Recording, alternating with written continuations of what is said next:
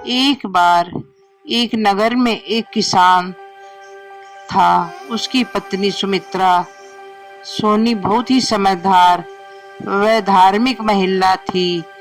उनके दो बेटियां थी। बड़ी बेटी का नाम सुंदरी था, छोटी बेटी का नाम सुशीला था। जैसा नाम था वैसे ही वह दोनों बेटियां थी। बड़ी बेटी सुंदर तो थी, तो छोटी बेटी गुणों की खान थी। दोनों की परवरिश पति पत्नी ने बहुत अच्छी की। छोटी बेटी अपनी माँ की तरह धार्मिक थी, व्रत उपवास आदि में अपना समय बिताती थी, जबकि बड़ी बेटी सुंदरी को सजना संवरना अच्छा लगता था। देखते ही देखते दोनों बेटियां विवाह योग्य हो गई। एक दिन उनके घर एक नाई उनकी बड़ी बेटी के लिए एक रिश्ता लेकर आया। फिर एक दिन लड़के के माता पिता किसान परिवार के घर लड़की देखने आए, तो उन्हें बड़ी बेटी के साथ छोटी बेटी भी उनके छोटे बेटे के लिए पसंद कर ली। दोनों बेटियों की शादी एक ही घर में हो गई। अब किसान माता पिता भी आश्वस्त हो गए कि दोनों बेटियां एक ही घर में रहेंगी तो एक दूसरे की मदद करेंगी। विवाह के 3-4 वर्ष बाद बड़ी बहन को 2 पुत्र एक पुत्री हुई। बड़ी बहन का पति अच्छा कमाता था। छोटी बहन का सुशीला का पति ठीक ठाक कमा लेता था। बड़ी बहन ने अपना जेठानी वाला रुतबा दिखाना शुरू कर दिया। वह अपने सास ससुर से कहकर अलग हो गई और घर जमीन रुपए का बंटवारा कर लिया। उसने नया मकान, अच्छी जमीन खुद ले ली और अलग रहने लगी। और छोटी बहन को कोई औलाद नहीं थी।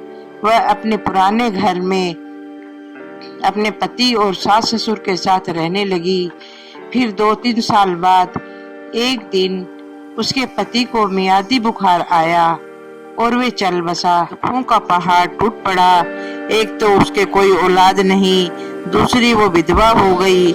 उसने इसे भी स्वीकार कर लिया। उससे मिलने उसके माता पिता आए। उन्होंने कहा कि बेटी, तुम हमारे साथ घर चलो, हम तुम्हारा दूसरा विवाह करवा देंगे। लेकिन सुशीला ने कहा, पिताजी, मैं अकेली कहाँ हूँ, मेरे साथ मेरे सास ससुर हैं। अब मैं दूसरा विवाह नहीं करूँगी। अपनी बाकी की जिंदगी अपने सास ससुर की सेवा, धार्मिक समय में अपना जीवन बिताऊंगी। फिर उसके माता पिता दुखी मन से वापस घर आ गए। फिर सुशीला अपना समय धर्म कर्म पूजा में बिताने लगी। फिर एक समय ऐसा आया, उसके सास ससुर भी चल बसे।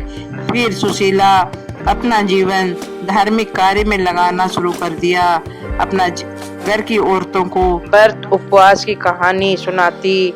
बदले में वो लोग उसे आटा, दाल, चीनी, रुपए देते, जिससे उसका घर चलने लगा। तो समय निकल गया। सुशीला को मालूम भी नहीं चला। आज वो 55 बरस की हो गई थी। बालों में सफेदी आ गई थी, शरीर में झुर्रियां पड़ गई। फिर एक दिन जब उसे पता चला कि पुरुषोत्तम मास का महीना आने वाला है, तो उसने भी स्नान और व्रत करने का निश्चय किया। सुबह जल्दी उठने लगी और गंगा नदी में स्नान करके आती। ठाकुर जी की सेवा पूजा करती थी। नगर की औरतों को कहानियां सुनाती। फिर पूरा दिन एक चाय में निकाल देती और शाम को खिचड़ी, दलिया आदि बनाकर खा लेती। तब एक दिन जब वह सुबह सुबह गंगा स्नान करने जा रही थी, तो उसकी बड़ी बहन ने पूछा, तुम कहाँ जा रही हो? तब उन्होंने पूरी बात बताई। दीदी, मैंने पुरुषोत्तम मास का स्नान संकल्प किया है। मैं स्नान करने गंगा नदी के तट पर जा रही हूँ। तब बड़ी बहन ने भी मन ही मन निश्चय किया कि मैं भी पुरुषोत्तम मास का व्रत करूंगी। अपने घर में अपने पति व बेटा बहू से कहा कि मैं आज से पुरुषोत्तम मास का व्रत करूंगी। मेरे लिए फल, मावा की मिठाइयाँ, काजू बादाम मंगवा लेना और रोज शाम को अच्छे से अच्छा खाना बनाना। पूरी, खीर, कचौड़ी इत्यादि। अब सुंदरी ने भी पुरुषोत्तम मास का व्रत करना शुरू किया, लेकिन सुंदरी से भूख बर्दाश्त नहीं होती थी। पूरे समय फल, मिठाइयाँ और दूध, काजू बादाम खाती रहती थी और शाम को रोज तरह तरह के पकवान अपनी बहू से बनवा कर खाने लगी। उधर सुशीला पूरा दिन एक कप चाय में निकाल देती थी और शाम को एक कटोरी दलिया खाती। इस तरह पूरा पुरुषोत्तम मास निकाल दिया। तब सुशीला एक ब्राह्मण को खाना खिलाने का निश्चय किया कि वह गंगा तट पर पंडित जी को बुलाने के लिए जा रही थी। तभी उसकी बहन उसे फिर मिली। उसने पूछा, अरे सुशीला, इतनी जल्दी जल्दी में तू कहाँ जा रही है? अब तो पुरुषोत्तम मास भी खत्म हो गया है। तब वह बोली, दीदी, पूरा पुरुषोत्तम मास व्रत किया है तो मैंने सोचा कि किसी पंडित को खाना खिला दूं, इसलिए गंगा तट पर एक पंडित जी को खाना खिलाने का न्योता देने जा रही हूँ। तब उसकी बड़ी बहन सुंदरी जोर जोर से हंसने लगी और बोली, अरे तेरे पास क्या है जो तू पंडित जी को खाना खिलाएगी? तू तो पंडित जी को नहीं, भगवान को बुला कर ला। और जोर जोर से हंसने लगी। लेकिन छोटी बहन ने अपनी बहन का बुरा नहीं माना। उसने पूरे रास्ते भर सोच रही थी कि मेरी बहन सही कह रही है, मैं तो भगवान को ही बुलाकर खाना खिलाऊंगी। आदत पड़ गई और जोर जोर से आवाज लगाने लग गई, पुरुषोत्तम भगवान, मेरे घर खाना खाने आओ। आवाज लगाई, लेकिन उन्हें कोई जवाब नहीं मिला। तो वह गंगा घाट की सीढ़ियां उतर गई और आवाज लगाती गई। गंगा का पानी से घुटने से कमर और कमर से कंधों तक आ गया, लेकिन सुशीला पानी में उतरती गई। उसने कहा कि हे भगवान, अगर आप आज मुझे जवाब नहीं दोगे तो मैं अपनी जान दे दूंगी, लेकिन आप तो जवाब सुने बिना घर नहीं जाऊंगी। इस पर गंगा का पानी उसके कंधे से गले और गले से नाक तक आने ही वाला था कि तभी पुरुषोत्तम भगवान वहां प्रकट हुए और सुशीला का हाथ पकड़कर उसे बाहर निकाला।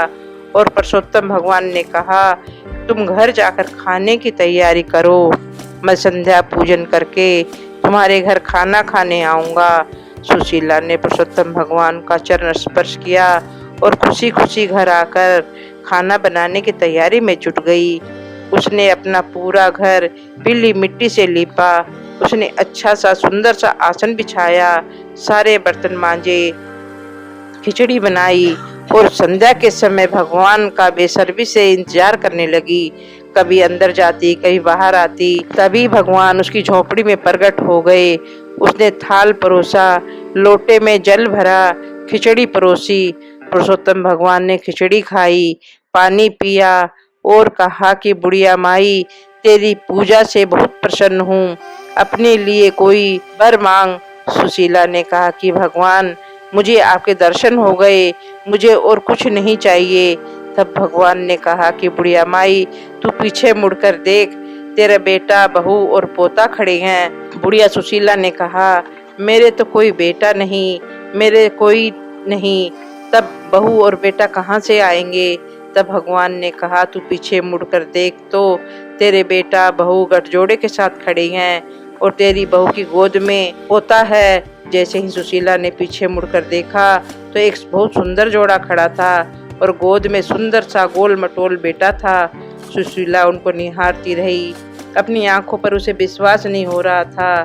तभी पुरुषोत्तम भगवान ने उसकी झोपड़ी को ठोकर मारी और वह सुंदर मकान में बदल गई। भगवान अंतर ध्यान हो गए। सुशीला वापस पलटकर भगवान को धन्यवाद देने के लिए जैसे ही मुड़ी तो उसने देखा कि भगवान वहां नहीं थे, केवल उनकी चरण पादुका वहां पड़ी थी। उसने चरण पादुका को उठाकर फिर से अपने सीने से लगाया, फिर वह चूमने लगी। पुरुषोत्तम भगवान ने सारी खुशियां दे दी। जब दूसरे दिन उसकी बहन को पता लगा तो भागी भागी उसकी छोटी बहन के पास आई और पूरी बात पूछी।